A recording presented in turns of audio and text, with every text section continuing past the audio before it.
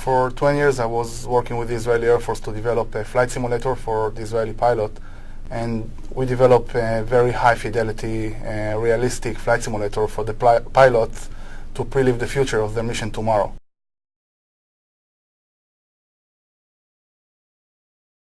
Together with Alon Gary, we started the surgical theater to deliver the same kind of technology and immersed setup for surgeons to prelive the future of their patient toward tomorrow surgery. Surgical theater allows the surgeon the opportunity to make critical choices before he enters the surgery room.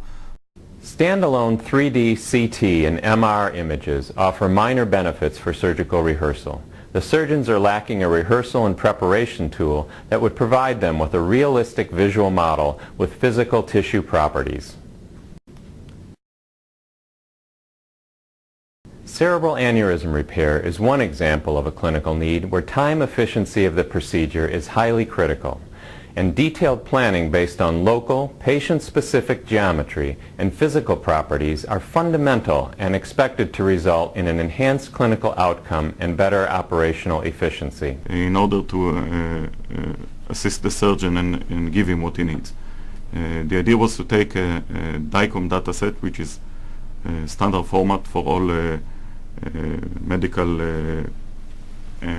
modalities, and convert it into a 3D model that we can then manipulate.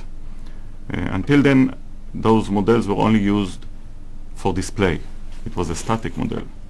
Our idea was to add the necessary layer for the surgeons, add an additional complexity, be able to manipulate.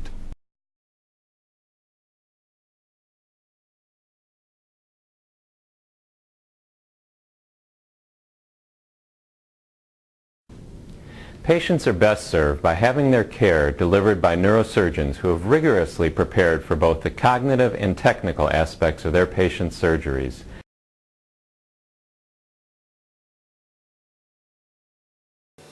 Currently, when we are operating aneurysm, we clip them after review of the CT, MRI, CT angio and angiography, and plan the surgery accordingly. We do not have any ability to see how a clip could obliterate the aneurysm prior to surgery. Simulator for surgery could help us plan for better surgery, quicker surgery and safer surgery, so we will be able to achieve better outcomes for the patient.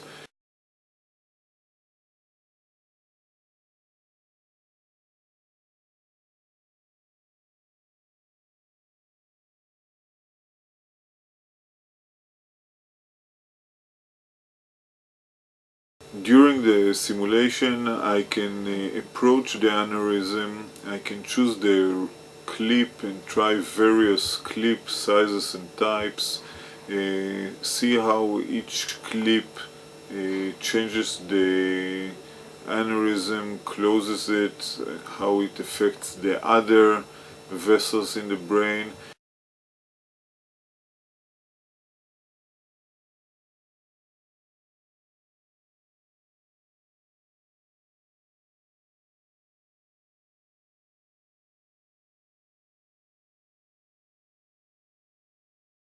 And then when I'm in the operating room, I can tell the nurses which clip I want to use in this surgery. I get the right clip at the first time to try it in the real operating theater.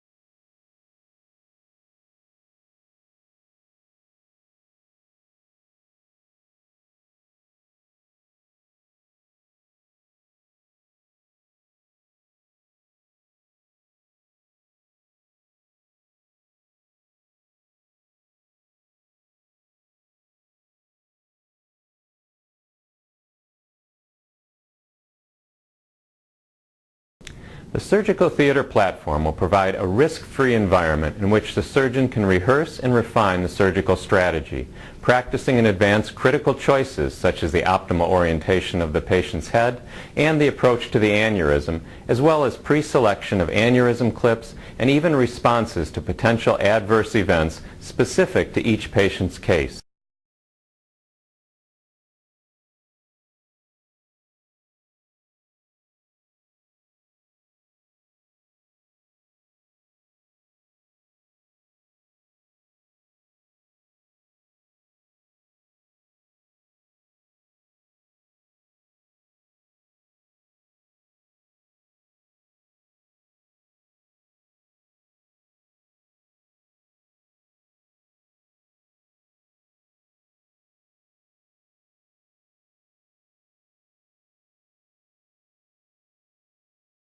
Two surgical theater in two remote places across the nation, the two surgeons stepping into this virtual world of surgical theater and really manipulating the same database sitting in the cloud.